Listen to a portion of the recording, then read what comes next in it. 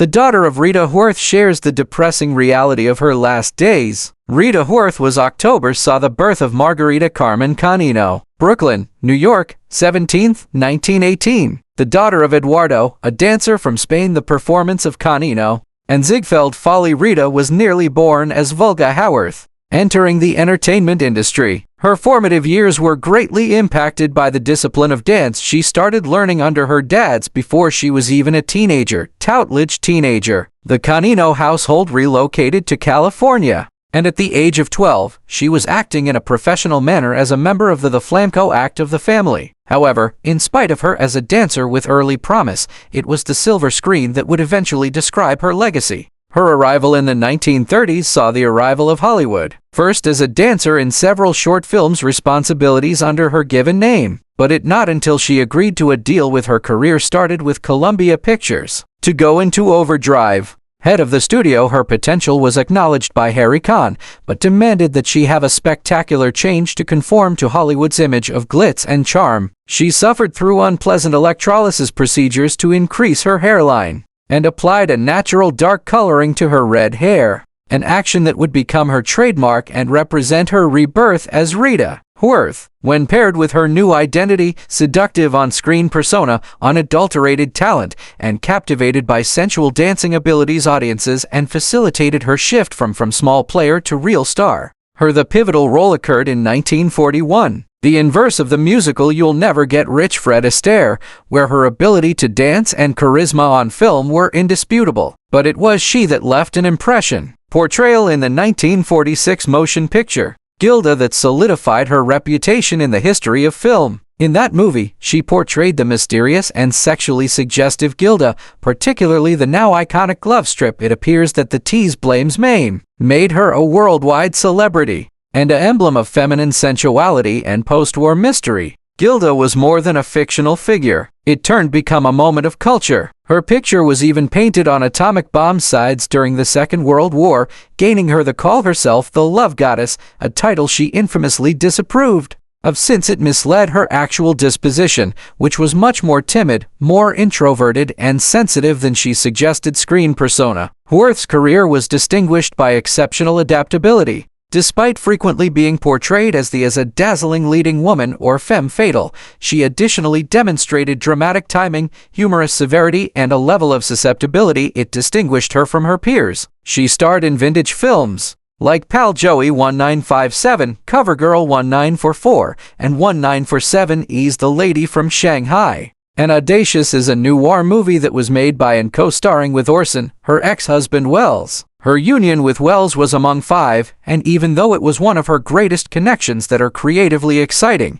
it was also really distressed and eventually brief. Her private life, which is frequently the focus of media attention, which was characterized by passionate disillusionment, an attempt to find emotion stability, and a need for security, it was rarely granted by fame. Despite his personal hardships, Hayworth kept a commitment to professionalism and a strong work ethic during the course of her many years of work. Her grace, expressiveness of feeling, and her unquestionable beauty made her entertaining to audiences, filmmakers, and photographers globally. But behind the scenes, Hayworth fought against severe emotional scars resulting from the strains and early trauma of being scrutinized by the public devotion. As she grew older, she encountered a tragic and misinterpreted health conflict. During the 1970s, her growing at first unpredictable behavior was mistakenly identified as alcoholism. Not until the beginning of the 1980s did she was appropriately identified as having Alzheimer's illness during a period when public awareness of the disease was restricted. Her situation brought the country's attention to the illness and motivated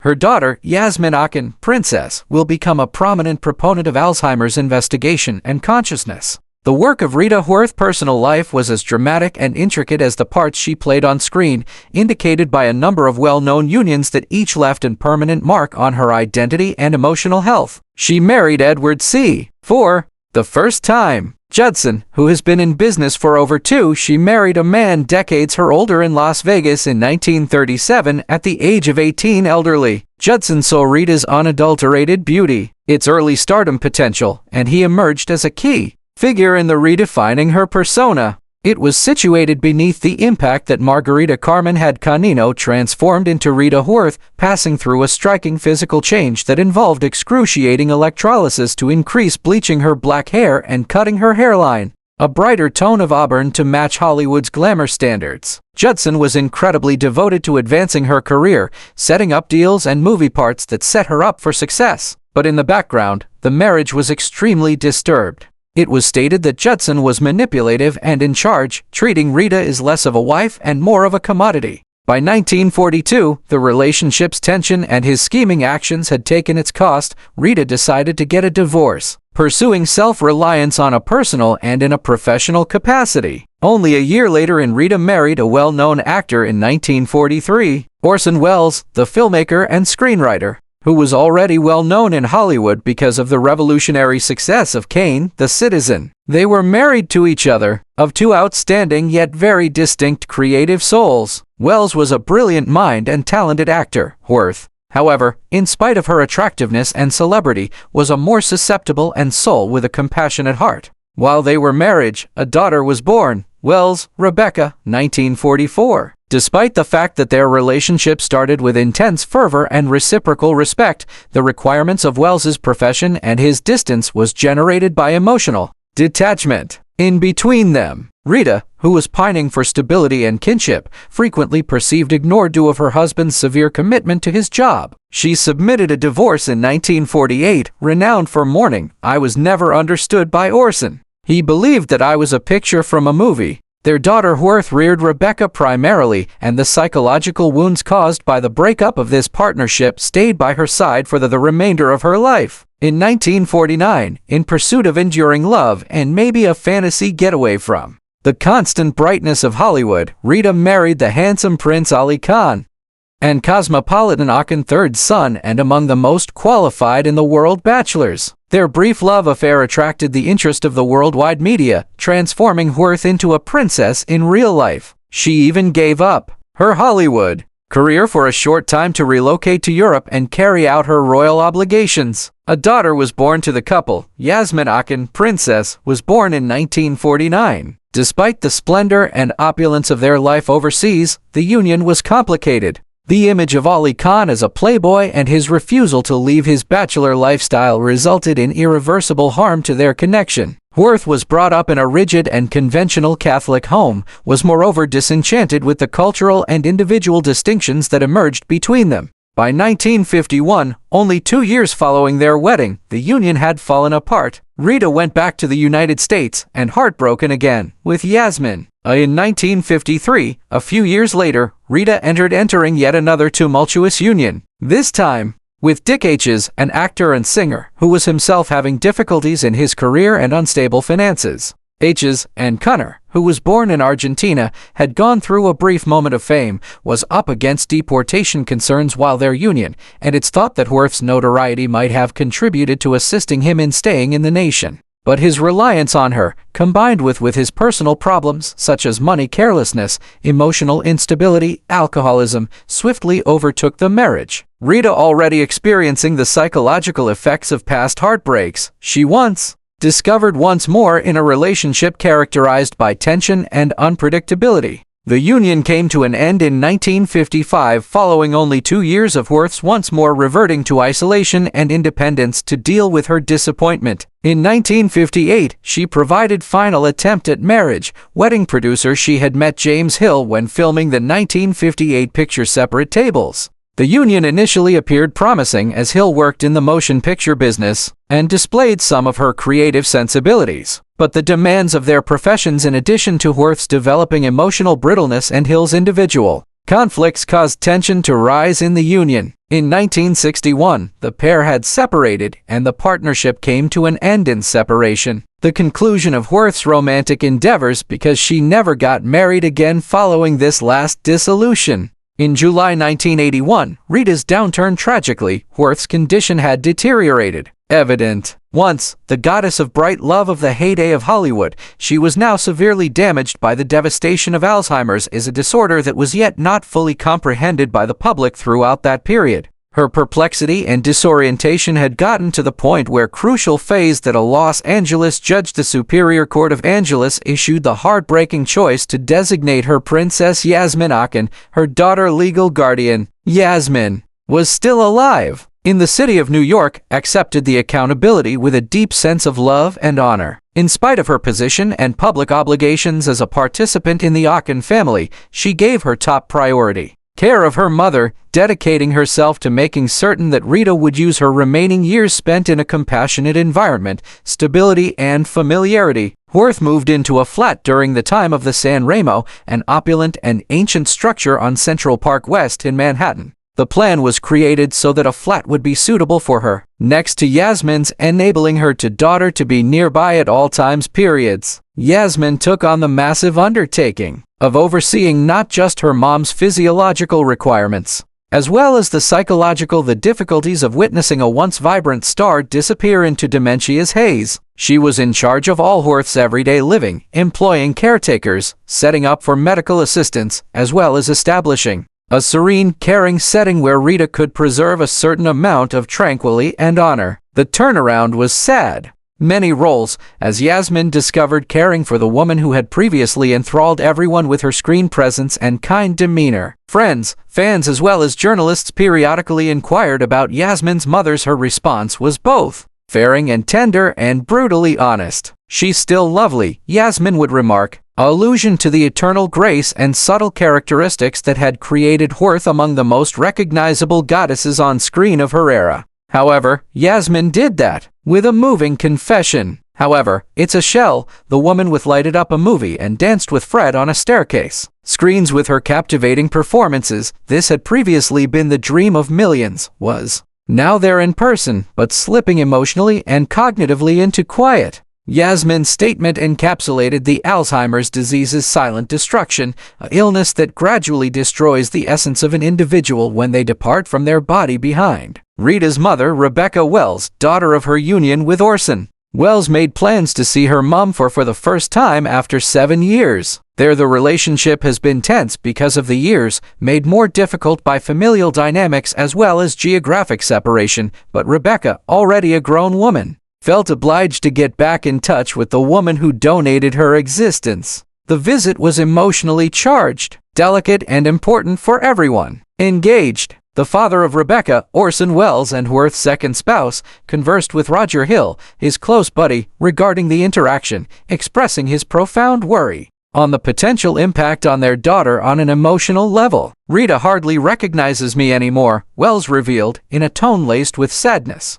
Even though time has passed and decades after their marriage ended previously, Welles maintained a profound and enduring fondness for Worth, and the notion that she might not be aware of he, or possibly his daughter, was deeply disturbing. He remembered a 3-year-old occurrence. He had previously seen Rita at a prominent gathering that the President Ronald Reagan in Frank Sinatra's honor. Despite the dazzling throng of politicians and Hollywood elite's dignitaries, Welles was just interested in her. "She was stunning," he said, recalling, pointing out that her bodily grace had not completely deserted her. He continued, "very reposeful looking," and remarked that suggested the silence and melancholy serenity that occasionally conceals the dementia-induced emotional emptiness. When he went up to her table and started talk to her, she failed to recognize him. Initially, even though they've been had shared, as well as their child produced in tandem, but after a number of minutes of tactful dialogue, in her gaze, something flickered. A spark of recollection pierced the mist. Welles spoke for around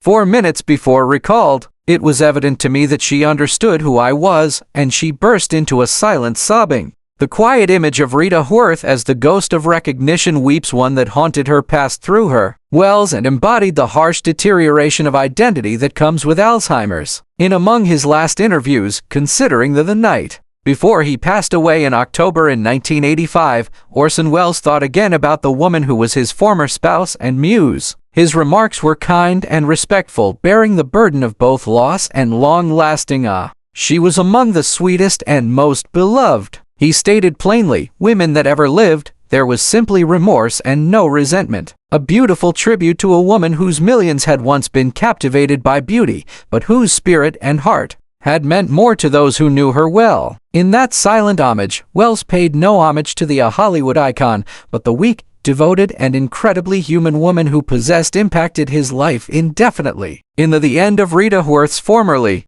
glitzy life, apart from the shimmering Hollywood soundstage lights and the Venice and Cannes red carpets, her last years were characterized by a silent, agonizing fight against a disease that the entire planet knew almost little about at the time. Dementia. Princess Yasmin Aga Khan, her daughter, who turned into her most ardent supporter and carer throughout this trying time, has been open and honest throughout the years that the death of her mother in 1987 regarding the tragic decrease in the woman's once revered as the goddess of love.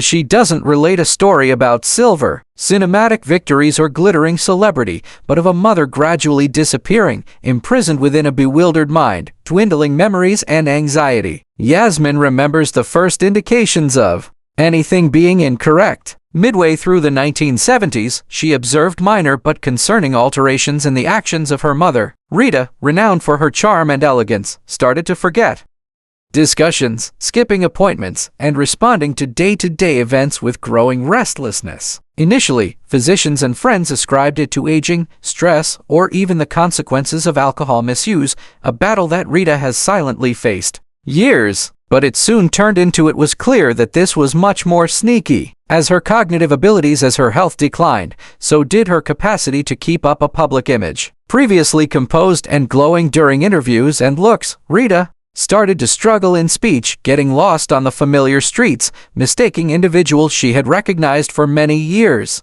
Not until she received an official Alzheimer's diagnosis, illness, then still primarily stigmatized and misunderstood, that her family members started to understand the size of the task at hand. Yasmin, who had spent their childhood under the heavy shadow of the fame and beauty of her mother, stepped moving forward to gracefully care for Rita. It reflected the image of her mother on the screen. However, the truth was anything but glamorous. She made arrangements for 24-hour assistance, managed medical meetings, and frequently had to provide an explanation. People's perceptions of the once glitzy star was now so lost, so reclusive. The roles had gone backward. The woman who formerly enthralled millions of people who now depended on her daughter for all necessities. The emotional toll was enormous. Yasmin has described times of intense grief and powerlessness, seeing her mom lose her memory, not just well-known parts and iconic co-workers, but also closer items. Her daughter's name, her own face, and the specifics of her life had lived so vividly once.